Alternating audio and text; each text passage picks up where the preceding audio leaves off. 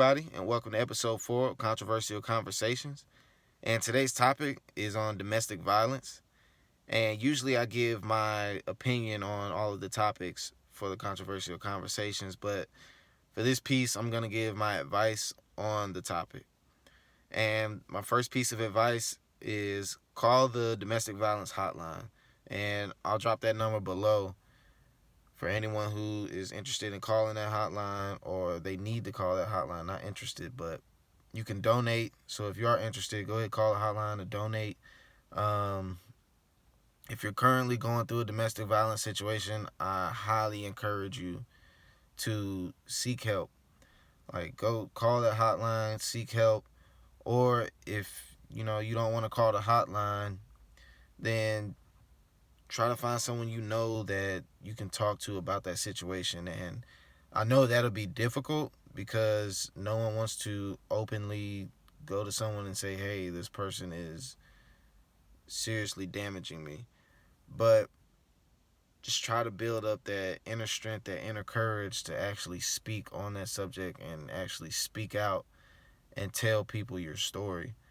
Because I had a couple of people who reached out to me personally after they've gone through their domestic violence situation, but I wish they had reached out to me while they were going through it or when it started happening, because I may not be there physically to help you, but I do know people in certain areas of the world where I can send somebody to you and they'll help you out.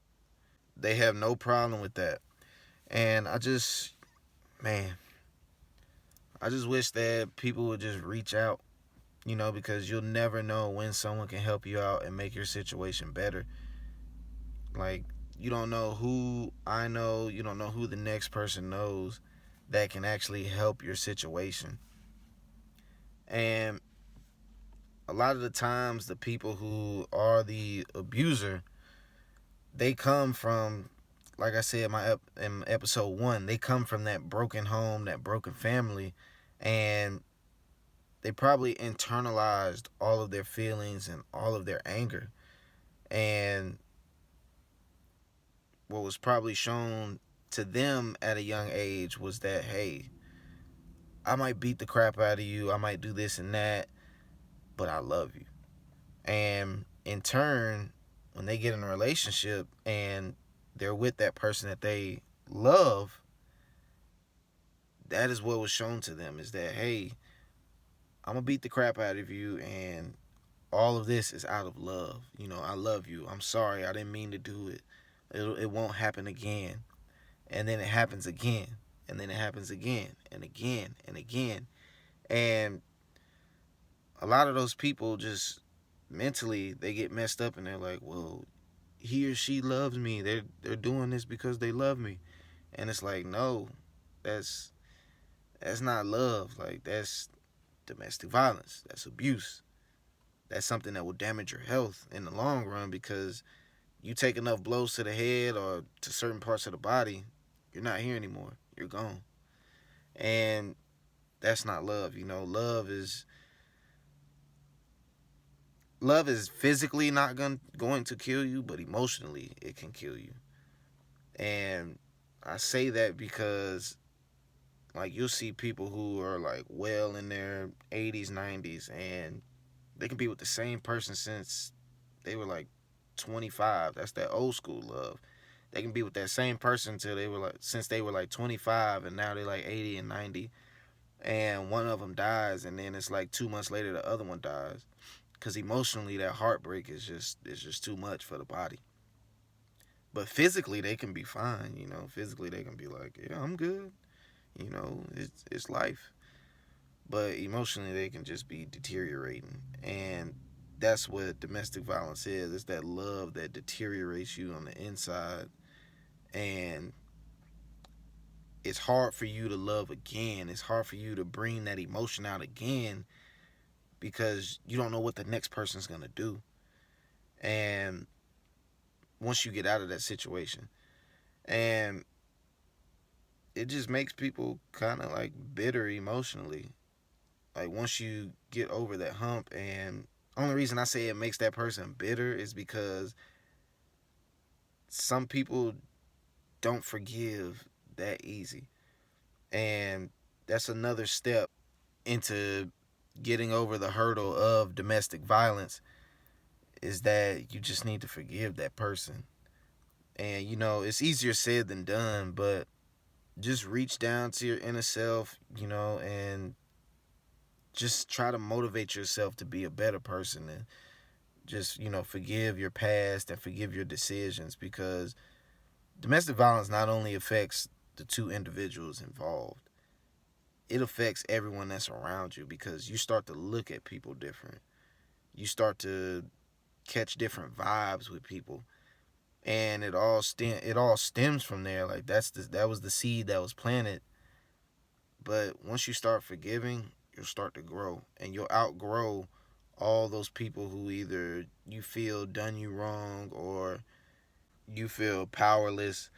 And once you start that self-healing process, you'll feel that your power is starting to come back, and you're starting to control your life again versus somebody else controlling your life. And man, and and then once you start to control your life again, you can start tackling that issue of what I just said, forgiveness. And you can start that healing process, and you can, go to church, start to read the Bible, um, find motivational videos to watch to get you over that hurdle. Find videos of people who have experienced domestic violence, and they talk about how they got over the hurdle, because it's nothing like having someone going through the same situation you have and hearing how they got over it.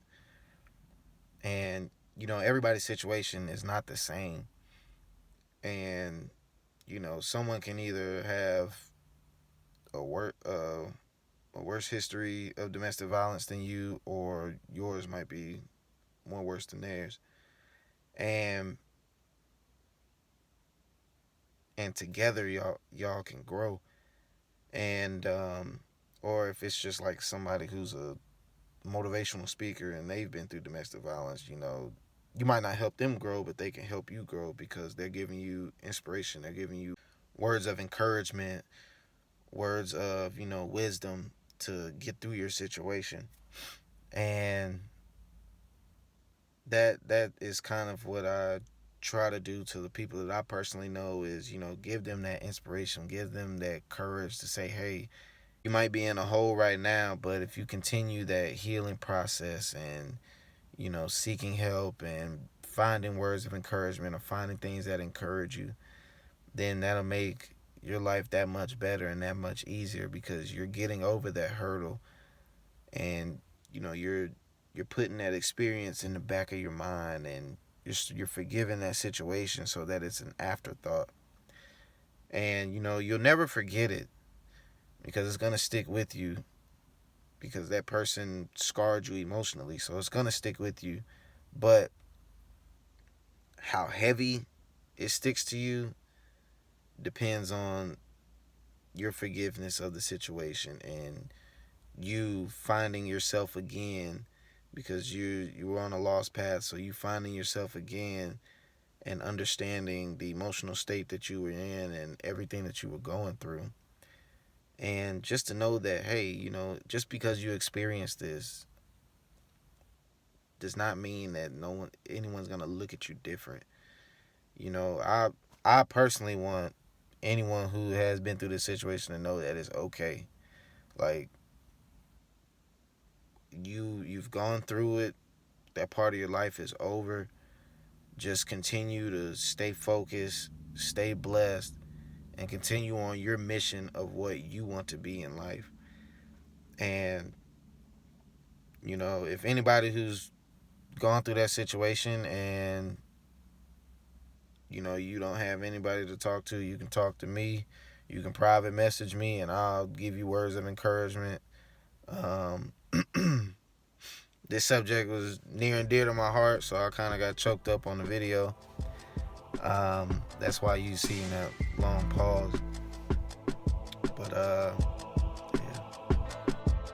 When the going gets tough, you gotta keep going, no matter the circumstances, no matter who's in your way. Oh, through the fire to the storm, let them know you finna do it right. You done figured out the game so motherfucking right. All my winners, put your hands up.